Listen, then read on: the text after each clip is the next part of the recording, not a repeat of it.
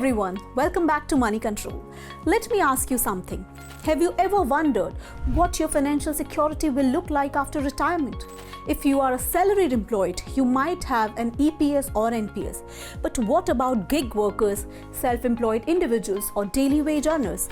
How will they sustain themselves in the golden year? Well, the Indian government is now working on a universal pension scheme or UPS that could change the way we think about retirement in India. But who will benefit? Will it replace the national pension scheme? And how does India compare to other countries when it comes to pension securities? Stick around as we break it all down. And before we dive in, do not forget to hit that like button and subscribe so you never miss an update on important financial and policy changes.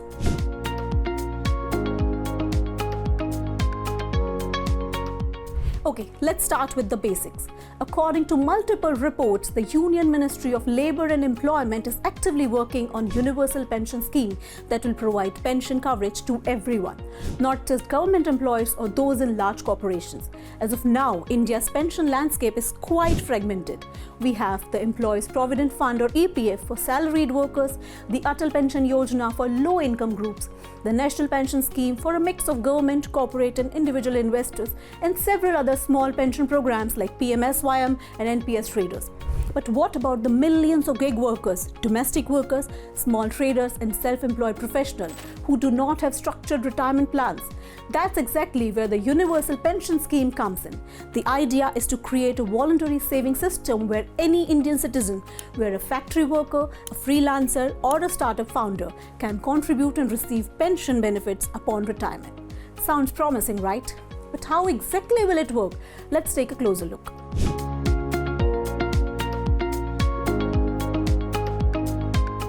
The scheme is still in the planning phase, but according to reports, is expected to be managed by the Employees Provident Fund Organization or EPFO. The key difference? It will be voluntary, unlike the EPF where employees deduct a fixed percentage from your salary.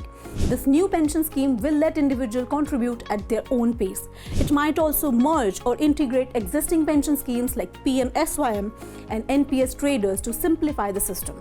This means you won't have to juggle multiple pension accounts. Some key highlights from government sources are open to all citizens regardless of employment type. No government contribution, individuals will fund their pension. Could use existing funds like BOCW, cess for construction workers. States may be encouraged to merge their pension schemes into this initiative. But wait, how does this compare to what we already have? Will it replace the NPS?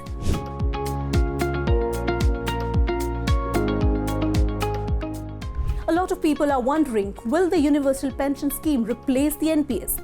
The short answer is no. Here's the key difference.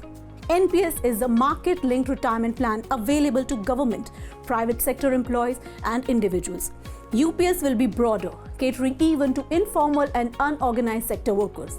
NPS has tax benefits and structured withdrawals. UPS may have different payout rules.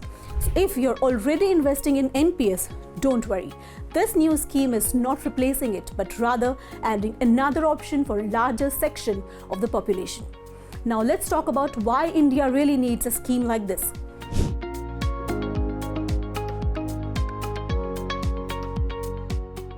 Here's a staggering fact.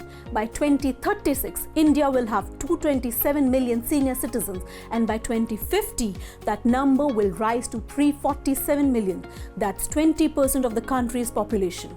But guess what? A large chunk of these people will have no financial security post-retirement. Many developed nations like the US, Canada, Denmark and Sweden have universal pension systems to support their elderly. India, on the other hand, still relies on provident funds and small targeted pension schemes for specific groups. The problem? Most of these schemes do not cover the vast informal workforce, which makes up to nearly 90% of India's labour market.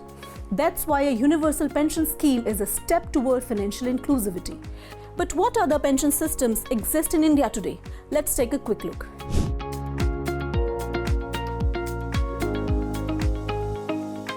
Apart from the EPF and NPS, India has several pension schemes catering to different groups. Let's quickly run through them. Atal Pension Yojana or APY provides a guaranteed pension of Rs 1,000 to 5,000 per month for workers in the unorganized sector. Employment's Pension Scheme or EPS 95 funded by employers. This ensures a pension for salaried employees upon retirement. Pradhan Mantri Kisan Man Dhan Yojana PMKMY specifically for small and marginal farmers, offering a Rs 3,000 monthly pension post-retirement. Swavalamban Yojana, now NPS Lite, a simplified version of NPS for small investors with lower income levels. The universal pension schemes could unify or work alongside these, giving citizens a clear, more accessible retirement option. So there you have it.